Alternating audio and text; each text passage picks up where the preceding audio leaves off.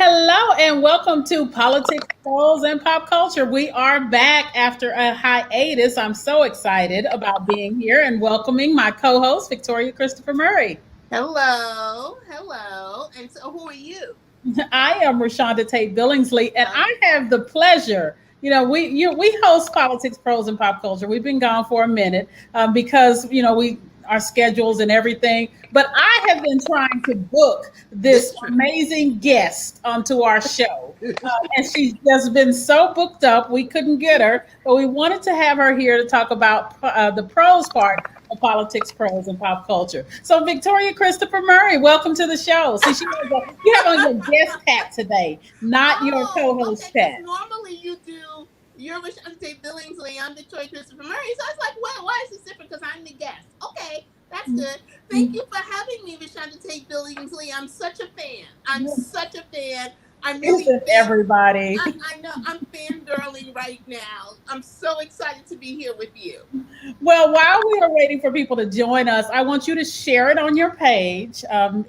So just on your Facebook page, so we can have some of your readers join you, because what people don't know is what we do here at Politics, Prose, and Pop Culture is we talk politics, prose, and pop culture. A lot of what we talk is politics because Victoria and I just love all things politics. And there's a lot Love, of stuff going on. yes, we had to do this every week when that other dude was in office. I'm sorry. So we had to do that quite frequently. We don't have to do it as frequently, but there's still a lot going on. So we'll have to come back and do that. In the meantime, we are here to talk about the 3 week in a row national best-selling New York Times best-selling book, The Personal Librarian. I know, and I'm so excited because today we got the. I'm still trying to. I'm sorry. I'm still trying to share this. Today we got the indie list. You don't. I now know what to look for and when it's coming, and so I guess you just want me to share. It won't let me share. So you're just going to my page and sharing from my I page. know, but what happens is that I hit share, and then the whole big thing comes up. Okay, technologically challenged. We're just going to Yes. put this up on the screen. God continues blessing for the 3rd week in the row. Number 9, New York Times bestselling author who cannot figure out how to share politics, prose, and pop culture to her own page. But we are so excited about this. And one of the things that we want to talk about, if you have questions, we want you to put them into the chat. And we're really just talking to Victoria about where this all came from. So, Victoria, while you're doing that, I know you know how to multitask. Yeah, but no, this is weird because I know how to share. You hit share and then it lets you do it, and it's not doing it today. It's not. Okay, It's weird. well, Okay, we'll have to sorry. share it later. So, you tell us then, how did the idea for the personal librarian come about? Well, it came about. I always say it was in Marie's head, Marie Heather. But when I'm talking on a interview, I call her Marie, which is her writing name, Marie Benedict. And for years, she had wanted to write about this character, just wanted to write about Belle de Costa Green, but she never felt that, even as a fiction writer, she would really be able to get into the head of a Black woman passing. And so she came up with the idea and sent a proposal to my agent. And that's where you come in, because even when I first told you about it, you were just like me. You and I were both saying, this is crazy. What is And Liza thinking? that was because of how it was presented. Tell us a little bit about that. Well, it was presented, what was it? Was it 2 or 3 pages single space? Yes, it was It like was three two or three pages. pages, and then we both looked her up, and she was this white historical fiction author. So, what does that have to do with me? What did that have to do with you? We couldn't figure that out. But it was single spaced, and the first page just told the story of J.P. Morgan. And I never got past the first page because I just wasn't interested in J.P. Morgan. But it And was then that last line. it was Tell us that what that last last line. line. Well, it took us about almost 3 months to read it. And finally, Liza said, look, you're not that busy. And I can't even remember where you and I were, where we were. And we were in a car. So I don't even remember which one of us was driving and which one of us read it. But girl, when we got to the end, which said no one knew that she was African American until she passed away, both of us sat up in that car. Remember Yeah. that? We were Yeah. stunned. And so then I called Liza, my agent, right after that, and the rest is history. They put Marie and I on the phone together, and it was really easy. She was so easy to talk to, so easy to do this with. She had never done collaborations, and you and I've done six. You and I've been collaborating forever, and we'll do other collaborations. That's just what we do. I always tell people I'd rather write with you than write by myself. So it was just natural to do something like this. And so, one of the things that people, when they hear this book, they may hear historical fiction, and they may be like me and say, okay, I don't read nonfiction, but they prejudge the book because they think it's set in the early 1900s. It's something they will not enjoy. But I tell you, this book is awesome. It really is just a just great story. The language. Tell us what kind of feedback you're getting from readers. Well, it's really interesting because that's what I get from judging. Because I wasn't sure how my readers were going to take it. And I had one person say to me, one, I mean, know her name, I won't say it here, but I had one person say to me when she saw the date 1905, she was like, oh. And by the second page, she said she was all in. And so everybody, what I'm getting is most people saying to me, I love historical fiction. That's my favorite genre. I'm like, who knew? Mm-hmm. I know one of my really good friends, Denise Dowdy with Tabahani, when she told me that, and she told me, she didn't text me, we spoke, that historical fiction was one of her favorite genres. I was stunned because writing for 20 years, that means was I a little bit out of sync with my readers? But the feedback has been way better than I even thought. I thought we would do well. I didn't know how much people were going to enjoy this book. People Well, just love it. They love the beauty of the early 19th century language. They love all the research we did from the art and the history and those pieces with which Marie did a lot of that. And then I think I was even telling you, I was even researching what would be in a kitchen, as we're putting together the scenes. And it's called an icebox and not a refrigerator.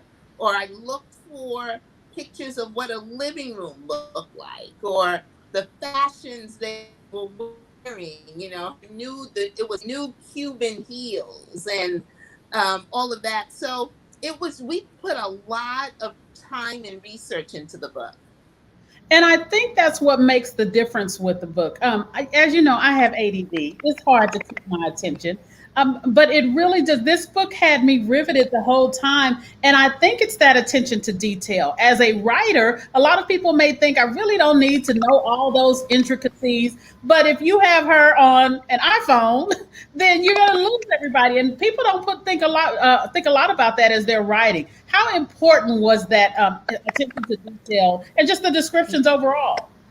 Yeah, well, I think descriptions are important anyway because I actually have something in my office hanging right there that says Nico Michelle made it for me. It says put the reader there. And it's just a big thing so that when I'm writing I can focus. And so I have those attentions to detail, that attention to details, whether I am writing contemporary fiction or now historical fiction, because it's the language, it's all the things that's going around that makes the reader feel like they are back in the early 20th century. I read a historical fiction book, I'm not going to tell you which one, where it took place in the 1920s and I couldn't tell. Now, the writer did not have didn't have iPhones or anything. She didn't make those kinds of mistakes, but she didn't put the history into the book. The language, they sounded just like we sound today, and that's not true. There were words that they use that we don't use. Skedaddle is one of them. Frisian, I thought it was Frisian, the Frisian that was between it, but it's a French word, so I think it's pronounced Frisian. Those kinds of things. Even this is a word that some people use, but we say writing letters. Back then, people wrote missives. People still use missives, but um, really pay a lot of attention to details. We're already working on our next book, and even though it's a little bit further into the 20th century, I'm still looking at the language of the 1930s and the 1940s.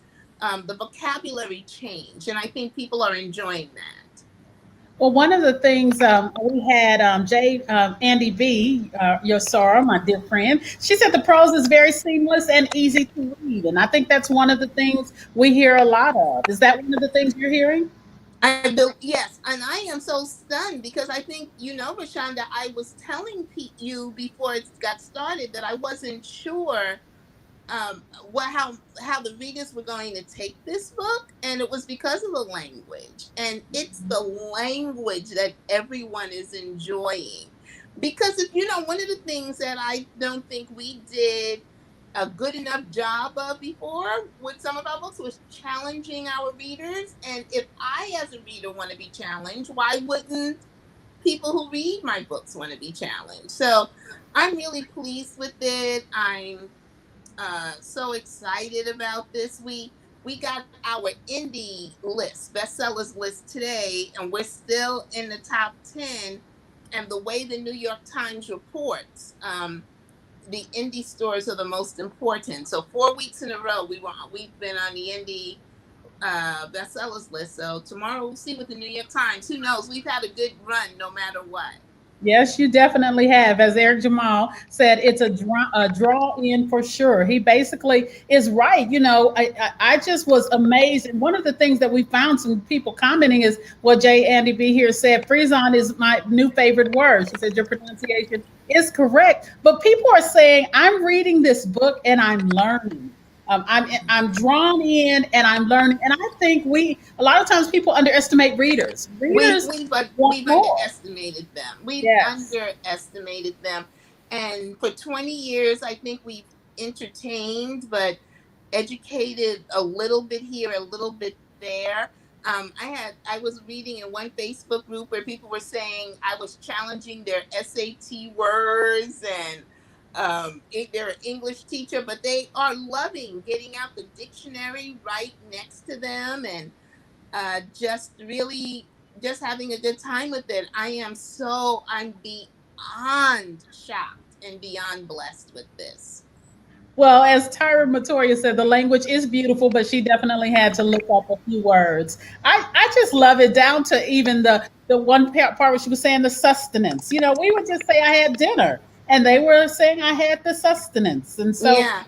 it's just great. It challenged me as a reader, and it was so different, which is what I loved. And one of the things that we had to be very aware of with the language was the class.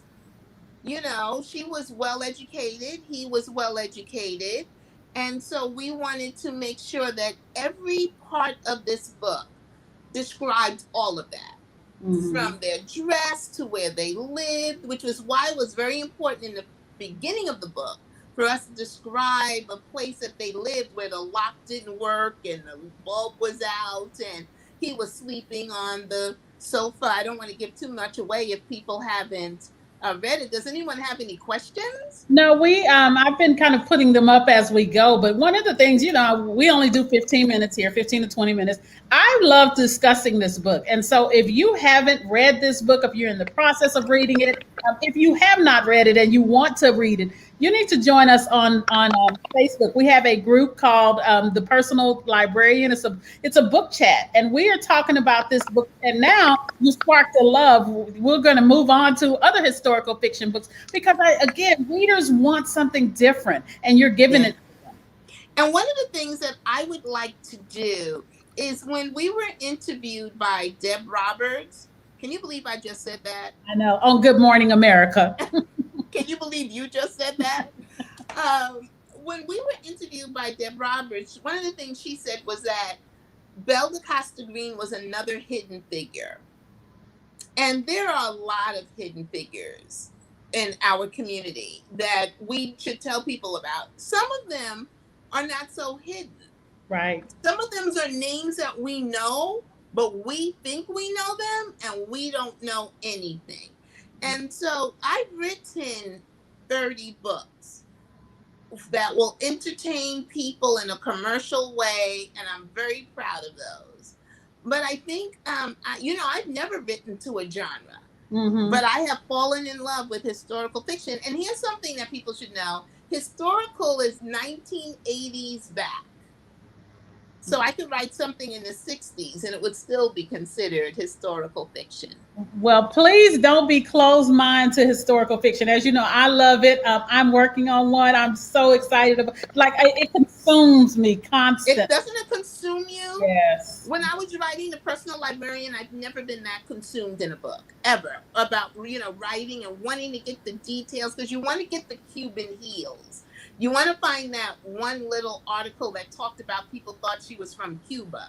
So it's kind of like going down a rabbit hole once you start researching. I know you asked me a question about when do you stop the research? Yes. But the thing is that you can't include everything in the book, because nobody's asked me this, but there were